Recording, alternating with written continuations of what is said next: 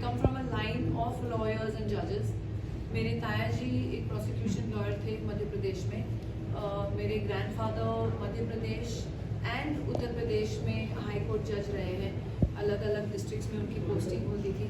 तो बचपन से उनको देखा है लॉ करते हुए. एंड इसलिए मेरी एक ऑलवेज एक रुचि थी लॉ में.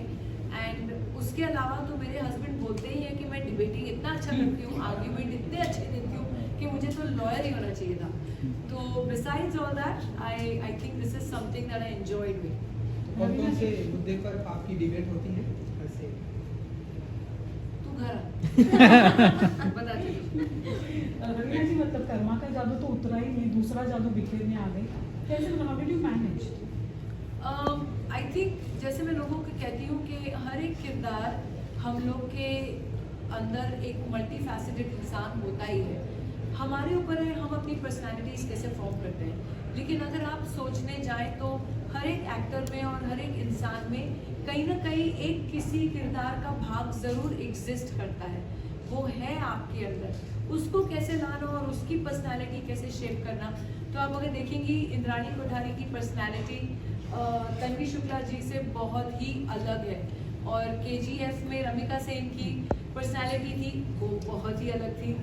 और आप ऐसे ही अलग अलग किरदार, अभी आप अरानिया की बात करेंगे तो वो जो पहाड़ी पुलिस इंस्पेक्टर थी उनकी पर्सनैलिटी इन तीनों से ही बिल्कुल अलग थी. तो पर कहीं ना कहीं मैं भी उनमें हूँ और कहीं ना कहीं उनका भाग भी मुझ में है. आप मतलब जब हिंदी फिल्में करते थे तो नंबर 1 पे थी, बाद में पद्मश्री मिला तो पद्मश्री रवीना टंडन.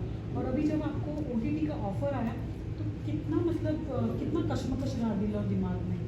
आई थिंक जब अरण्या करने के समय मुझे मालूम था कि मैं बहुत ही अगर किरदार उठाऊंगी तो कुछ हटके तो बहुत अलग होती है, लेकिन एक इंटरेस्टिंग किरदार उठाऊंगी जो मैंने कभी पहले प्ले नहीं किया है उस तरीके का रोल.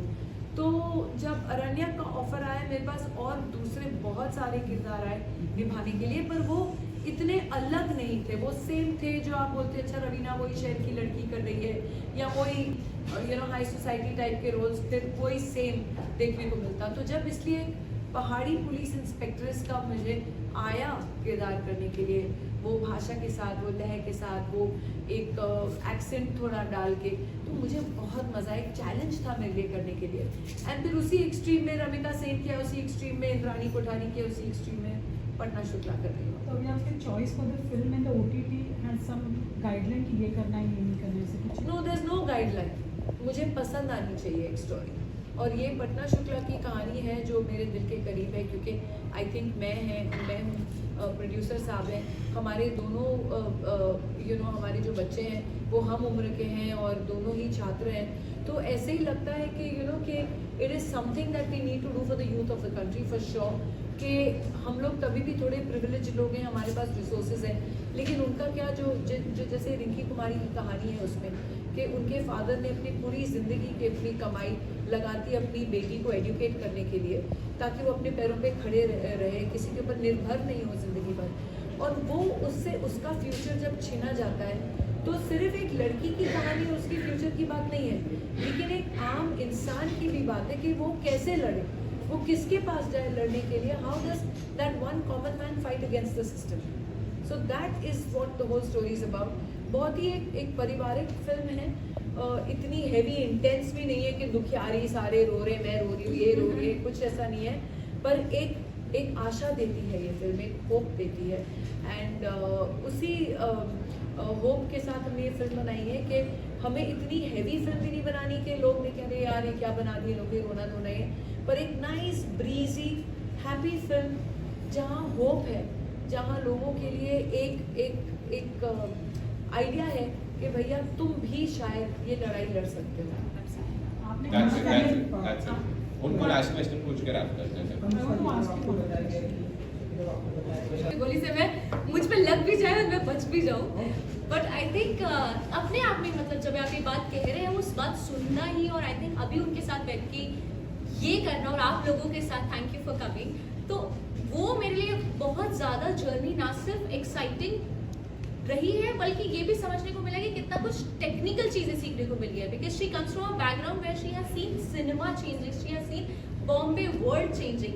सो आई थिंक वो सब सीखना, but also as a human I think वो बहुत ज़्यादा रिफ्लेक्ट करता है. जैसे कि उनसे बहुत सारे लोग ये सवाल पूछते हैं कि वो इतनी खूबसूरत कैसे है. मुझे लगता है जो इंसान अंदर से इतना खूबसूरत होता है ना, एंड यू ग्लोज कि आप रह नहीं सकते कि वो सामने से भी खूबसूरत है. So it's like that. I'll take her question. Raveena ji, you had worked with Khan family before, so now Arbaz is turned the producer. तो कैसा experience रहा? I think Salman Yusuf Arbaz का is one of the nicest producers which we both can vouch Yeah. with. Such a lovely person to work with, and हम लोग बहुत सालों से मित्र भी रह चुके हैं. लेकिन वो तो चलो मेरे फ्रेंड हैं इसलिए, पर I think even for people whom he is not met, he is a wonderful person and we both sincerely wish him all the best and all the success for even Patna Shukla and all that he does ahead. Thank you Thank you. everybody for coming. Please do watch 29 मार्च को Disney Plus Hotstar पर Patna Shukla. Thank you. Thank you so much. Thank you. Cut. एक बोला था, अब बोला किसी को बोला, 2 लोग को बोला, एक से काम नहीं होगा. Max को बुला लो.